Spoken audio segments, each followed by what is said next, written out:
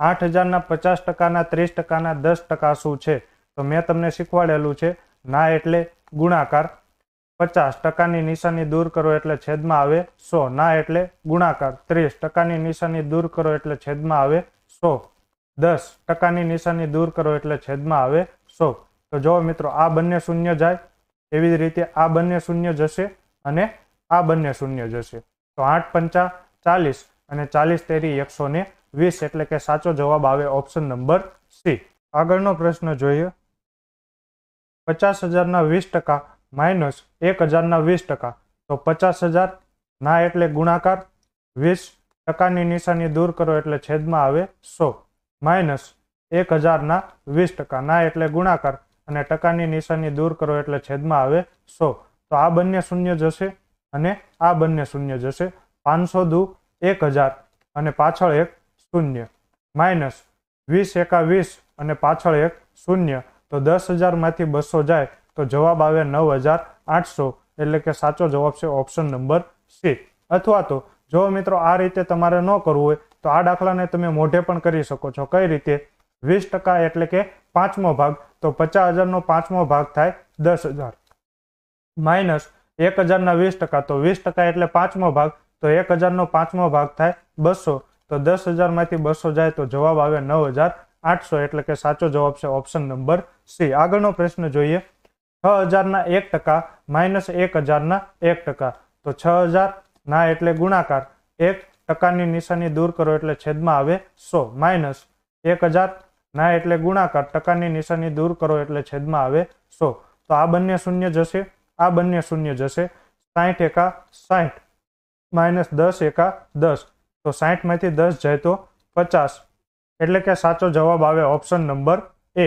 હવે મિત્રો આ દાખલો તમારે આ રીતે ન કરવું હોય તો મેં તમને શીખવાડેલું છે કે 10% શોધવો હોય તો 1 અંક પછી પોઈન્ટ મૂકવાનો, 1% શોધવો હોય તો 2 અંક પછી પોઈન્ટ મૂકવાનો.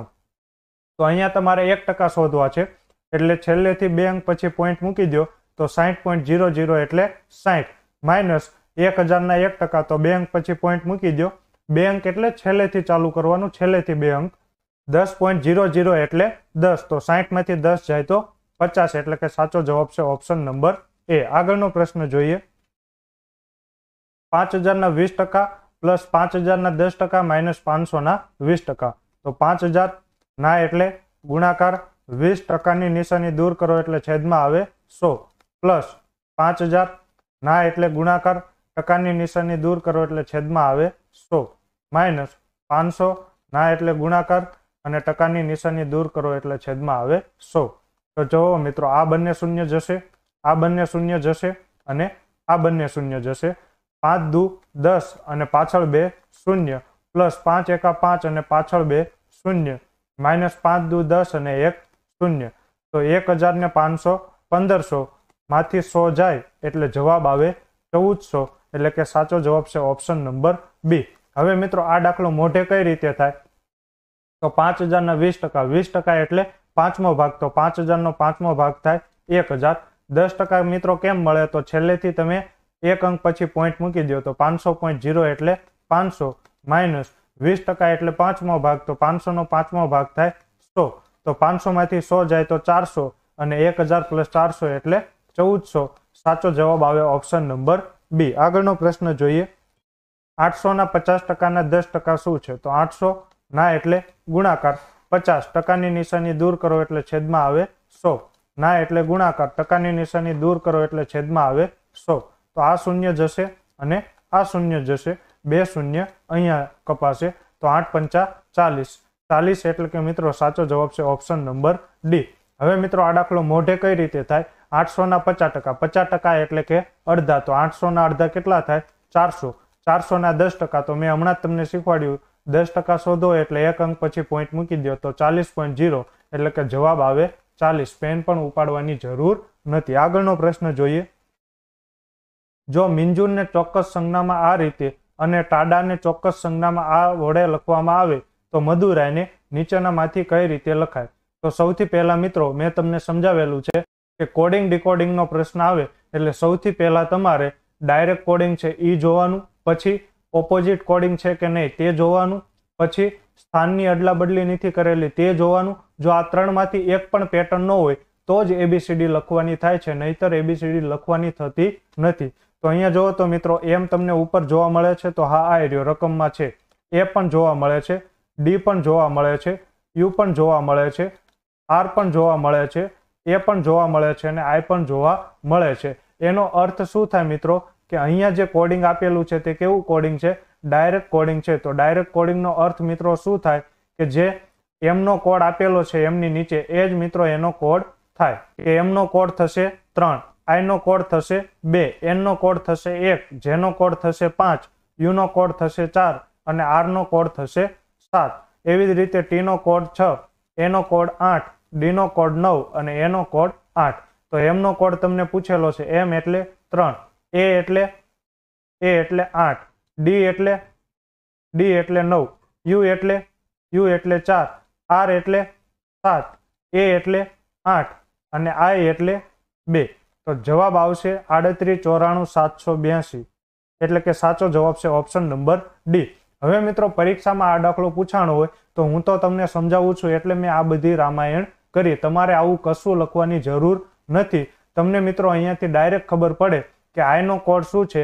આઈ નો કોડ છે 2 અને મદુરાઈમાં છેલ્લો છે આઈ, એટલે જવાબ એવો જ આવશે કે જેનો છેલ્લો અંક 2 હોય.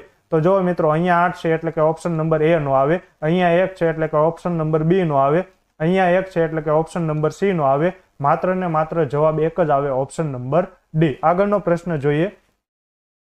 કોઈ ચોક્કસ સંજ્ઞામાં અલ્મીરાને આ રીતે લખવામાં આવે તો આને શું લખવામાં આવે? તો જો મિત્રો પ્રશ્નમાં તમને ડી નું પૂછેલું છે, પરંતુ રકમમાં ક્યાંય ડી આપેલો નથી, એટલે કે ડાયરેક્ટ કોડિંગ નથી. અહીંયા મિત્રો જે શબ્દો છે એ જ શબ્દો એના કોડિંગમાં આપેલા નથી, એટલે કે શબ્દોની પરસ્પર અદલા બદલી કરેલી નથી. એનો ઓપોઝિટ લેટર થાય ઝેડ, પરંતુ અહીંયા મિત્રો તમને ક્યાંય ઝેડ જોવા મળતો નથી. તો મિત્રો ઓપોઝિટ લેટર પણ નથી. તો હવે મિત્રો તમારે ABCD લખવી પડે. તો એ એટલે 1, એલ એટલે 12, એમ એટલે 13, આઈ એટલે 9, આર એટલે 18, એ એટલે 1 અને એચ એટલે 8. મિત્રો તમને ABCD ન આવડતી હોય તો તમે કમલેશ સરને વાત કરજો કે અમારે યુવરાજ સર પાસેથી રીઝનિંગ ભણવું છે, તો હું આ આખી ABCD અને એના ઓપોઝિટ લેટર પણ તમને મોઢે યાદ રખાવી દઈશ.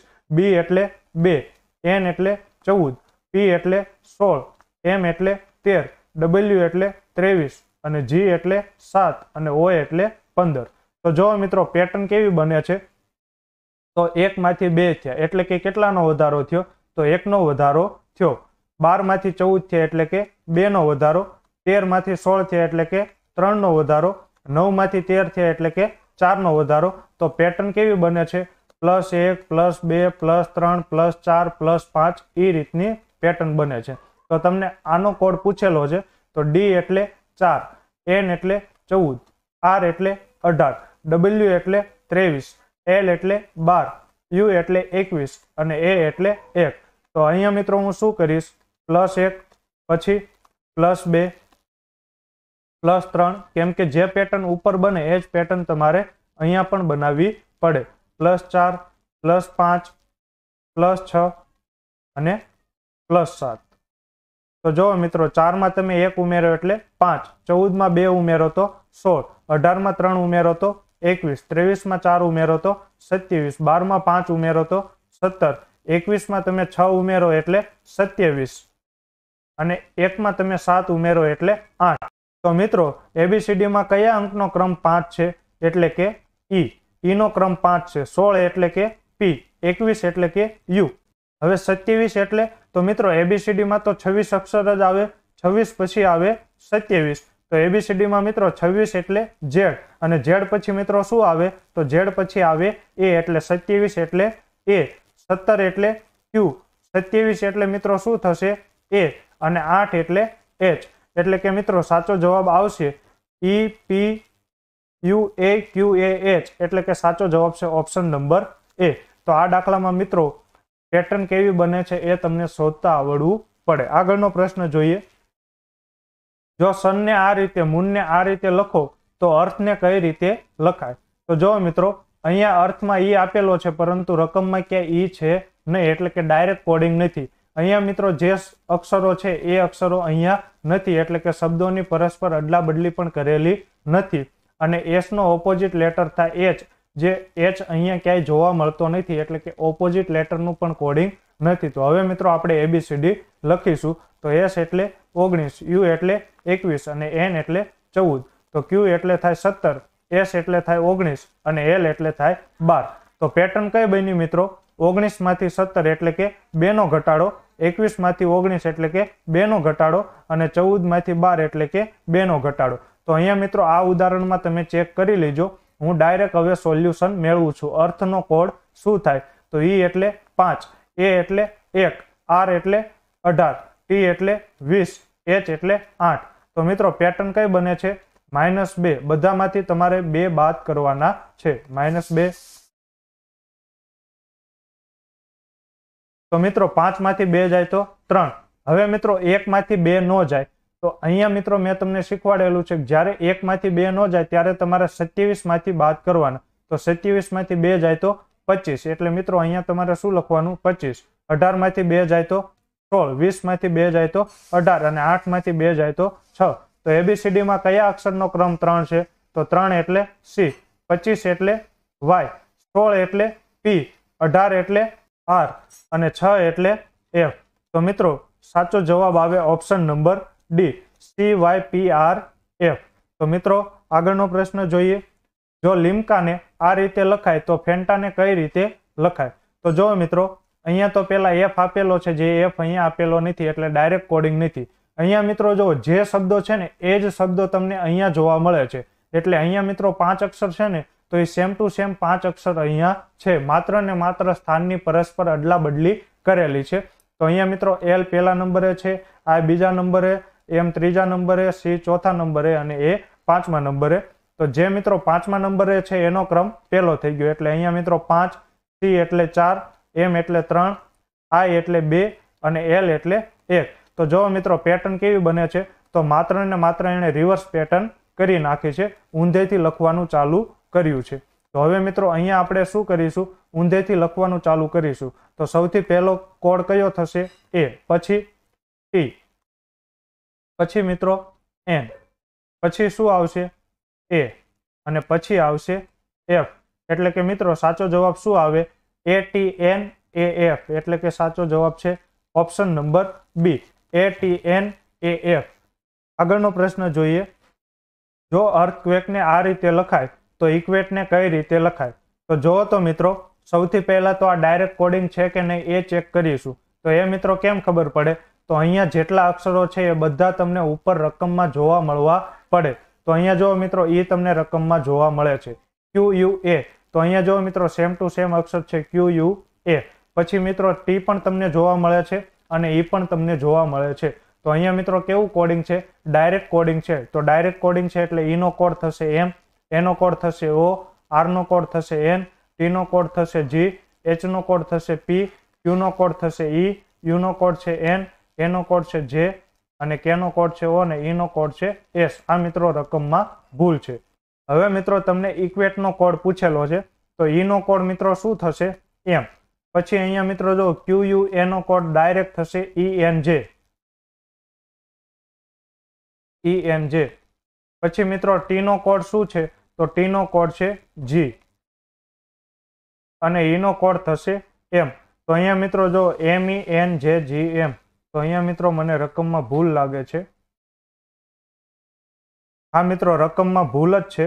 કેમ કે જો મિત્રો અહીંયા A નો કોડ O છે તો આગળ પણ મિત્રો જ્યાં A હોય ને એનો કોડ O જ થવો પડે. એટલે અહીંયા N નો કોડ O હોવો પડે. પછી K નો કોડ S હશે અને E નો કોડ M હશે. તો જો મિત્રો અહીંયા બંને E ના કોડ સમાન થાય. પછી Q નો કોડ E. તો અહીંયા મિત્રો Q નો કોડ E. તો હવે મિત્રો ચેક કરીએ. MEN A એટલે O આવશે મિત્રો, અહીંયા આવશે O. તો MENOGM. તો મિત્રો એવો પણ તમને ઓપ્શન રકમમાં ક્યાંય જોવા મળતો નથી. તો જો મિત્રો હજી રકમમાં ભૂલ છે. અહીંયા મિત્રો R નો કોડ N છે તો અહીંયા U નો કોડ N ન થઈ શકે, R નો કોડ જ N થાય. એટલે અહીંયા મિત્રો બીજો કોડ હશે. તો અહીંયા મિત્રો ટૂંકમાં રકમમાં ભૂલ છે. તમને મેથડ આવડવી પડે કે મેથડ કઈ છે એ મેં તમને સમજાવી દીધેલી છે. તો રકમમાં મિત્રો ભૂલ હોઈ શકે. તો આશા રાખું છું મિત્રો આજના 10 એ 10 પ્રશ્નો તમને સમજાઈ ગયા હશે. મળીએ છીએ આગળના વિડીયોમાં. જય હિન્દ, જય ભારત, ખૂબ ખૂબ આભાર.